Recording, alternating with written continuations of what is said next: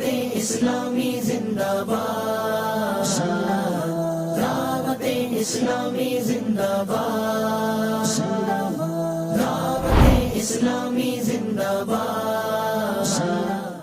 الحمدللہ رب العالمین والصلاة والسلام علی خاتم النبیین، اما بعد فاعوذ باللہ من الشیطان الرجیم، بسم اللہ الرحمن الرحیم۔ الصلاة والسلام علیک یا رسول اللہ وعلی آلک واصحابک یا حبیب اللہ۔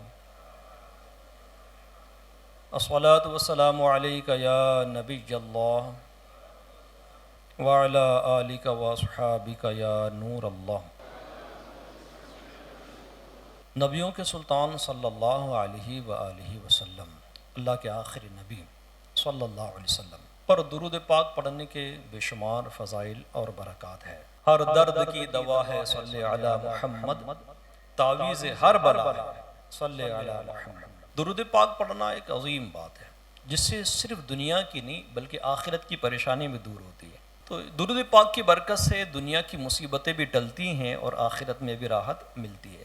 اب چھوٹا سا درود پاک ہے صلی اللہ علیہ محمد، پڑھنے میں کتنی دیر لگتی ہے؟ چلو ٹائم لگا لے، دیکھیں صلی اللہ علیہ محمد کتنے سیکنڈز لگتے ہیں۔ بہت مختصر وقت میں یہ درود پاک پڑھا جاتا ہے، لیکن فضیلت اس کی اتنی زیادہ ہے کہ بہت زیادہ رحمتیں ملتی ہیں۔ جو یہ درود پڑھتا ہے اس پر رحمت کے 70 دروازے کھول دیے۔ اب ہم دنیا میں آئے ہیں اور خالی خالی چلے جائیں، کیا حاصل؟ کیا یہ نہیں ہو سکتا کہ ہم دنیا میں آئے ہیں اور ایسا کچھ لے کر جائے کہ قبر میں بھی گلزار ہو اور حشر میں بھی بیڑا پار ہو؟ اس کا آسان ذریعہ درود پاک ہے۔ آئے چلے مل کر درود پاک پڑھتے ہیں۔ صلو علی الحبیب صلی اللہ تعالی علی محمد صلی اللہ علیہ وسلم۔ آج اثر حالات حاضرہ پر میرا بیان ہے۔ میں تیاری کرتے وقت سوچ رہا تھا یار کون سی چیز بیان کروں۔ مجھے بتایا گیا کہ اپنے حالات حاضرہ پر بیان کرنا ہے، کرنٹ افیئرس پر بیان کرنا ہے، کہ کیا بیان کروں۔ مولانا مفتی عبدالغنی نصیر آبادی رحمۃ اللہ تعالیٰ علیہ یاد آتے ہیں۔ ایسی جب وہ بیان کے لیے بیٹھے ہیں تو شروع کی انہوں نے مثال دے کر سمجھایا کہ کیا بیان کروں۔ انہی کی مثال دے کر آج میں عرض کرتا ہوں۔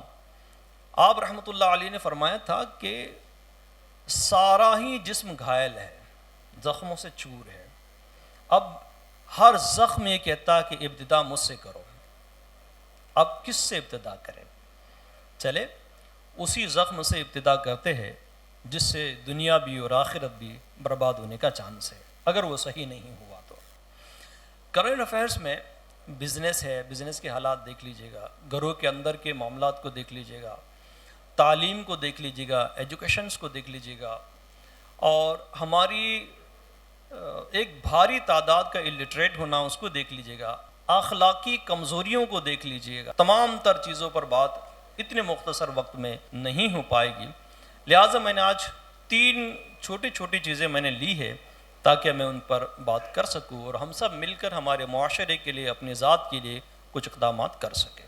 ہمیں اس طرف توجہ کرنی ہوگی کہ وہ مسئلہ میرا نہیں، مجھ سمیت پورے سماج کا مسئلہ ہے، پوری سوسائٹی کا مسئلہ ہے۔ اگر وہ حل ہوتا ہے تو ہم بہت سارے مسائل سے عافیت میں آ جائیں گے۔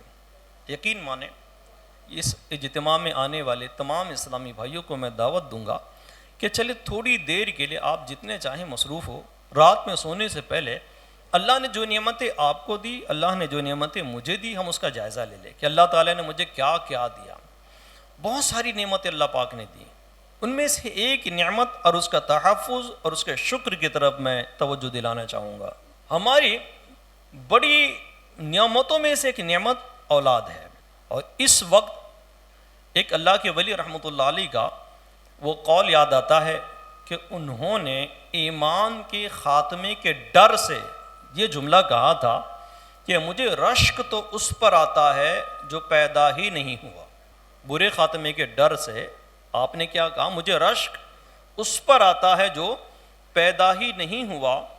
آج بچوں کا حال اور عالم یہ ہوا ہے کہ ہو سکتا ہے کچھ دنوں کے بعد ضعیف یہ بول پڑیں کہ مجھے رشک اس پر آتا ہے جس کی اولاد ہی نہیں ہے۔ کم از کم وہ جواب دہی سے تو بچ گیا کہ اولاد کی صحیح تربیت نہیں کر سکا، وہ اس سے تو بچ گیا کہ قیامت میں باپ کا گریبان پکڑ کر اولاد کھڑی ہو جائے گی، میرا باپ تھا اور اس نے مجھے اسلامی تعلیمات سے آشنا نہ کیا، اس سے تو بچ جائے گا۔ اے میرے پیارے اسلامی بھائیو، ایک دردناک واقعہ بمبئی کا میں پیش کرتا ہوں، جس نے تو میں نے جب پہلے سنا یہ تو میرے پیروں تلے کی زمین نکل گئی، بے چینی بڑھ گئی۔ وہ اسلامی بھائی بھی یہیں پر بیٹھے ہوئے، میں ان کی زیارت کر رہا ہوں۔ اگر آپ بولو گے یار خالی خالی کی باتیں کرتا ہے، تو آپ کو ہاتھ پکڑ کر اس اسلامی بھائی سے ملا سکتا ہوں جس نے یہ واقعہ مجھے سنایا اور جس کے ساتھ ہوا۔ بمبئی ٹیکسیاں چلتی ہے، اپنا بزنس تھا، تو ایک ٹیکسی اس کی پرماننٹ تھی کہ بھائی اسی کے ذریعے مال لانا لے جانے کا کام چلتا تھا۔ ہمارا دعوت اسلامی کا مبلغ تھا، اس نے ایک دن ٹیکسی میں بیٹھا تھا، سامنے کچھ لڑکیاں آئی تو اس نے نگاہیں جھکا لی۔ ڈرائیور کو بڑا تعجب ہوا کہ تم نے یہ نگاہیں کیوں جھکائی؟ کہا کہ ہمارے قرآن نے منع کیا، اسلام کی تعلیمات ہے کہ عورتوں کی طرف، غیر محرموں کی طرف نہیں دیکھنا ہے۔ وہ تھوڑا کچھ بڑبڑایا، پھر کہا کہ یار وہ بھی تو مسلمان تھا، اب کس کی بات کر رہے ہو تم؟ اس نے پھر ایک دردناک کہانی سنائی۔ کہا کہ ایک پیسنجر آیا اور اس نے مجھ سے پوچھا کہ بھائی یہاں بدکاری کہاں ہوتی ہے، جسم فروش عورتیں کہاں ہیں کہ وہاں جا کر میں برا کام کروں؟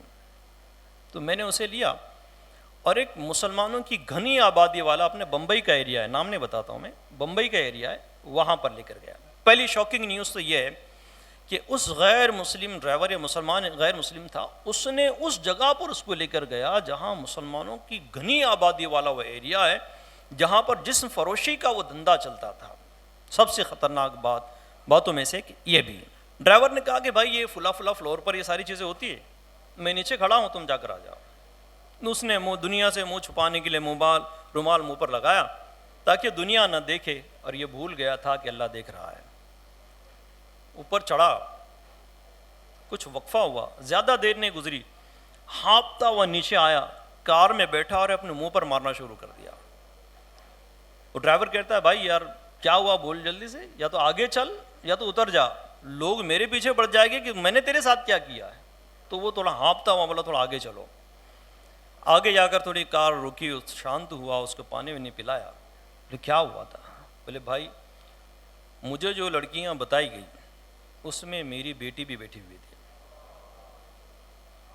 اے خاصان رسول، وقت دعا ہے، امت پہ تیری آ کی عجب وقت پڑا ہے، جو دین بڑی شان سے نکلا تھا وطن سے، پردیس میں وہ آج غریب الغربا ہے، وہ دین ہوئی بزم جہاں جس سے فروزہ، آج اس کی مجالس میں نہ بتی نہ دیا ہے، جس دین کے مدعو تھے کبھی کیسر و کسرا، خود آج وہ مہمان سرائے فقرا ہے۔ ہم نیک ہے یا بد ہے بالآخر ہے تمہارے، نسبت بہت اچھی ہے مگر حال برا ہے۔ چھوٹوں میں اطاعت ہے نہ شفقت ہے بڑوں میں، پیاروں میں محبت ہے نہ یاروں میں وفا ہے۔ دیکھے ہے یہ دن اپنی ہی غفلت کی بدولت، کہ سچ ہے کہ برے کام کا انجام برا ہے۔ فریاد ہے اے کشتیے امت کے نگہباں، بیڑائے تباہی کے قریب آنے لگا ہے۔ ایسا کیوں ہوا؟ مجرم کون؟ جو چیزیں مغربی ممالک میں ہوا کرتی تھی، ویسٹرن کلچر میں جو ہوتی ہے، ہو رہی ہے، کہ وہاں ہزاروں ایسے بچوں کی تعداد ہے جن کے نہ ماں کا پتہ ہے نہ باپ کا پتہ ہے، یہاں وہاں مل جاتے ہیں۔ میاں بیوی میں اعتماد نہیں، شادی کی صرف ایک رسم باقی رہ گئی ہے۔ بیوی کے بوائے فرینڈ موجود ہے، شوہر کی گرل فرینڈز موجود ہیں، دونوں ایک دوسرے کے لیے آزاد ہے۔ یہ تو ہم کسی اور ملک کے حوالے سے سنا کرتے تھے، لیکن بہت افسوس کی بات میرے پیارے ہندوستان میں بھی یہ بلا آ گئی ہے۔ ہندوستان کی بات کریں، ارے بھائی اپنے مسلمانوں میں یہ بلا آ گئی۔ شوہر کو پرواہ نہیں کہ میری بیوی کس کے ساتھ ہے، اور بیوی کو ٹینشن نہیں کہ میرا شوہر کس کے ساتھ ہے۔ میں خالی کی باتیں نہیں کر رہا ہوں، میں آپ کو وہ چیز، وہ کرنٹ افیئرس، وہ حالات حضرات بتا رہا ہوں جو ہماری نیند اڑا دیں گے، جو ہماری آنے والی نسلوں کو تباہ اور برباد کر دیں گے۔ ہمارا نام شاید مٹ جائے گا، ہم برباد ہو جائیں گے۔ حالانکہ ہمارا قرآن ہماری تعلیم کیا کر رہا ہے؟ سنیں، ارشاد ہوا مسلمان مردوں کو حکم دو کہ اپنی نگاہیں کچھ نیچی رکھیں اور اپنی شرمگاہوں کی حفاظت کرے، یہ ان کے لیے زیادہ پاکیزہ ہے، بے شک اللہ ان کے کاموں سے خبردار ہے۔ یہ تو مردوں کے لیے حکم تھا، عورتوں کے لیے کیا حکم ہے؟ سنیں، ارشاد ہوا اسی کی بعد والی آیت، سورۃ النور کی یہ 30ویں آیت ہے، اور اس کے بعد سورۃ النور کی 31ویں آیت میں اللہ پاک فرماتا ہے بے شک یعنی عورتوں کے لیے حکم دیا گیا کہ اپنی نگاہوں جھکا لے اور اپنی پارسائی کی حفاظت کرے۔ یہاں مردوں کو بھی حکم دیا جا رہا ہے کہ اپنی نگاہوں کی حفاظت کرے، اپنی شرمگاہوں کی حفاظت کرے، عورتوں کو بھی باقاعدہ حکم دیا جا رہا ہے۔ اور اے میرے اسلامی بھائیوں، آج ہمارا حال ہے کیا؟ آپ جانتے ہیں، میں جانتا ہوں، سوشل میڈیا نے ہمیں کہیں کا نہیں رکھا۔ تعلیم کی ضرورت ہے، ہم نے دینا چاہیے، مگر وہ تعلیم نہ دیں کہ میرے بچے کی حیا ہی رخصت ہو جائے، کسی کام کا میرا بچہ رہی نہیں، یہ اسلامی نام تو اس کا رہے مگر اسلام کی روح اس کے بدن سے نکل جائے۔ کیا آج ایسا نہیں ہو رہا ہے؟ یہ وہ قرآن کی آیات میں نے پڑھ کر آپ کو سنائی ہے جس پر آپ نے ایمان لایا ہے، جس کو کہتے ہو یہ ہمارا قرآن ہے، جس کو آپ اور میں کہتے ہیں اللہ کا کلام ہے، جس کو میں اور آپ یہ کہہ رہے ہیں یہ آخری کتاب ہے، یہ آسمانی کتاب ہے، اس کے ہر حرف پر میرا ایمان ہے، اس کی ہر آیت پر میرا ایمان ہے کہ حق ہے، یہ اللہ کا ارشاد ہے۔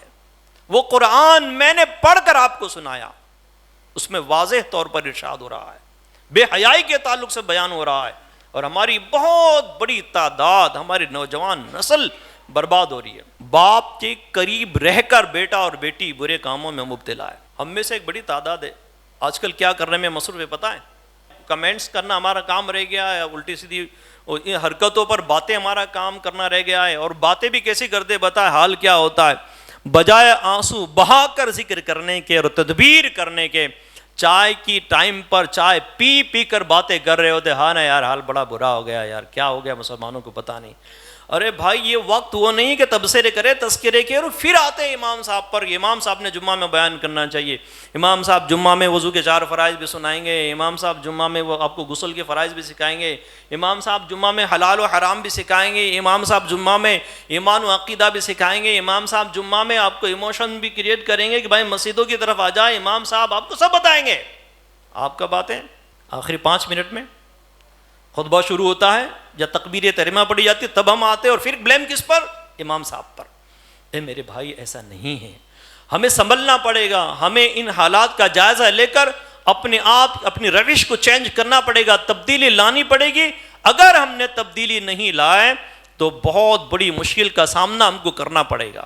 یاد رکھیں، ایک روایت کا ترجمہ میں آپ کو سناتا ہوں کہ حضرت سیدنا عبداللہ بن عمر رضی اللہ تعالیٰ عنہما سے روایت ہے کہ رسول اللہ صلی اللہ علیہ وسلم نے فرمایا، اللہ تعالیٰ جب کسی بندے کی ہلاکت کا ارادہ فرماتا ہے، اے وہ لوگوں جو یہ مانتے ہو، یہ جانتے ہو، زمین تبدیل ہو سکتی ہے، سورج ادھر کا ادھر ہو سکتا ہے، زمین یہاں سے وہاں جا سکتی ہے، لیکن جو حضور نے کہا ہے اس میں تبدیلی نہیں ہوگی۔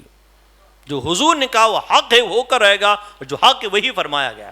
میرے اور آپ کے حضور کیا فرما رہے؟ سنو، فرماتے ہمارے آقا صلی اللہ علیہ وسلم، اللہ تعالی جب کسی بندے کی ہلاکت کا ارادہ فرماتا ہے تو اس سے حیا شرم چھین لیتا ہے۔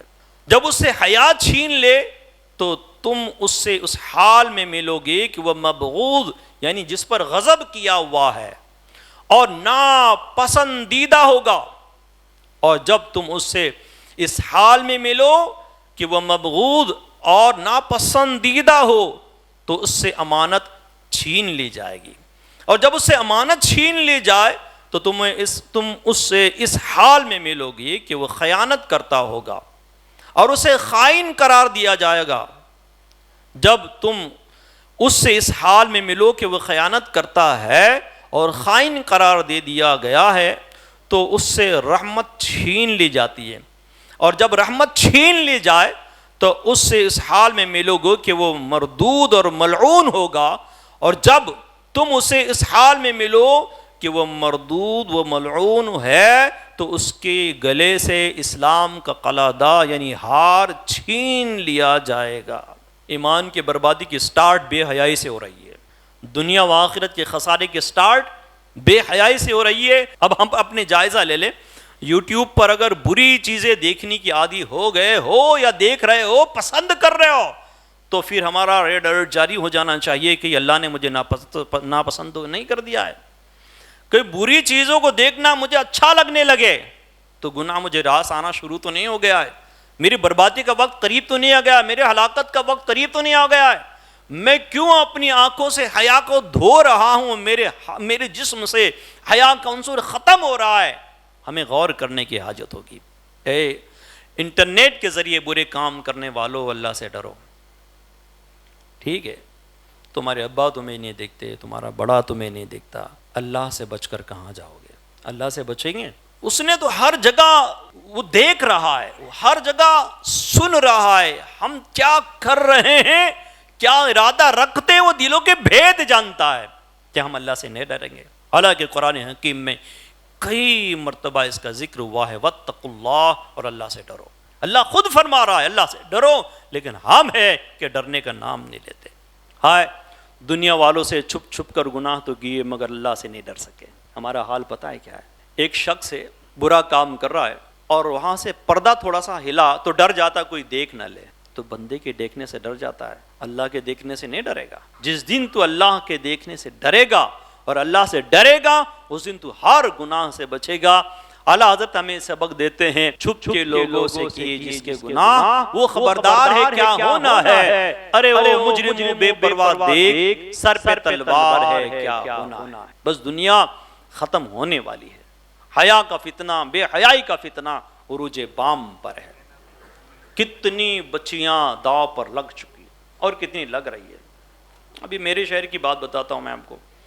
کچھ شولاپور کی طرف سے کچھ آئے لوگ اس کو سمجھانے کے لیے، پھر پتہ چلا تو بچوں کے باپ کو ان کو شاکنگ ہوا کہ ارے میرے ایسا ہو رہا ہے کیا، وجہ کیا ہے بتا۔ جہاں ان بچوں کی غلطی ہے وہاں پر گھر کے بڑوں کی بھی غلطی ہے۔ اسلام فریڈم دیتا ہے مگر وتھ لمیٹیشن، ایک حد کے دائرے میں لمیٹیشن کے ساتھ فریڈم دیتا ہے، اور ہم نے سب کو چھوڑ کر کہا ہے میرے بچے چلتا ہے کیا ہوتا ہے وہی چلتا ہے، تو پھر دنیا میں ذلیل ہونا بھی چلا لیجیے گا اور آخرت میں برباد ہونا بھی چلا لیجیے گا۔ بچپنے سے بے حیائی کا زہر پلاتے پلاتے بچے کو، بچی کا ہی معاملہ نہیں، ایموشنز تو بچیوں کے ساتھ ہے نا بھائی۔ نوجوان بچوں کا حال کیا ہے پتہ ہے؟ تمہارا بچہ شادی کے لائق بچہ نہیں ہے، یہ بولیں گے کس کو؟ اپنی ہاتھوں سے اپنی جوانی پامال کرنے کے سلسلے ہو چکے، بولیں گے کس کو؟ جائیں گے کہاں؟ دکھائیں گے کس کے؟ لیکن سب سے بڑی دولت آپ کی ایمان کے بعد اور بڑی نعمتوں کے بعد آپ کی اولاد ہے، یہ آپ کے ہاتھ سے نکل گئی، آپ کا بچے گا کیا؟ بچوں کو ٹائم دے، قرآن و سنت کے مطابق ان کی تعلیم و تربیت کرے۔ اب میں بیرون ملک کی ایک بات بتاتا ہوں۔ کچھ سالوں پہلے ایک شخص کا انتقال ہو گیا، رشیا کی بات بتا رہا ہوں، روس کی، انتقال ہو گیا، کمانے کے لیے گیا تھا، پھر فیملی چلا گیا تھا۔ اب اس نے سوچا کہ بھائی یہ دینداری کیا ہے، یہ تو چلتا ہی رہتا ہے، اصل تو بھائی یہ ایجوکیشن ہے، دنیا ہے، اس کو کمانا ضروری ہے، دنیا میں عزت ہے تو مال ہے تو عزت ہے، مال نہیں تو عزت کائے گی، دنیا میں عزت لے کر کیا کریں گے؟ اچھا دنیا والا عزت دیتا بھی تو کیوں دے رہا ہے بتائیں؟ دو تین وجوہات ہے، یا تو آپ کی اپروچ ٹھیک ٹھاک ہے، ایسے کانٹیکٹ آپ کے ہیں کہ آگے پیچھے لوگ گھوم رہے ہیں، یا تو آپ کے اندر خوبصورتی کا دیوانہ ہے، آپ کے آگے پیچھے گھوم رہا ہے، یا تو آپ دولت مند ہے، یا تو دولت مندی کی وجہ سے آپ کے آگے پیچھے گھوم رہا ہے، لوگ آپ کے آگے پیچھے ہو رہے ہیں۔ ذرا سی دنیاوی نعمتیں چلی جائے، دال آٹے کا بھاؤ پتہ چل جائے گا کہ کتنے حقیقی آپ سے محبت کرنے والے ہیں۔ دنیا کی عزت نہیں ہے، اس کے کبھی بھی بدلنے میں دیر نہیں لگے گی۔ ہاں عزت وہ عزت ہے جو عزت اللہ کی بارگاہ میں عزت ہو۔ آپ دیکھیں غریب نواز لیٹے ہوئے نا، کتنا بوال ہوا، مگر پھر بھی ایک تعداد ہے غریب نواز کے در پر جھکی ہوئی ہے، وہ کہتے ہیں خواجہ میرا خواجہ ہے، خواجہ ہند کا راجہ ہے، خواجہ میرا بادشاہ ہے۔ کیا یہ رہنا جن کو عزت اللہ دے اس کو پوری دنیا مل کر کوئی ذلیل نہیں کر سکتا، ہاں اس کو کوئی ذلیل نہیں کر سکتا۔ یہی سمجھنے کی دیر ہے کہ ہم نے وہ کام کرنے ہیں جس میں اللہ کی بارگاہ میں ہمیں عزت نصیب ہو۔ اللہ کرے کہ ہم اپنے بچوں کو سنبھالنے میں کامیاب ہو سکے۔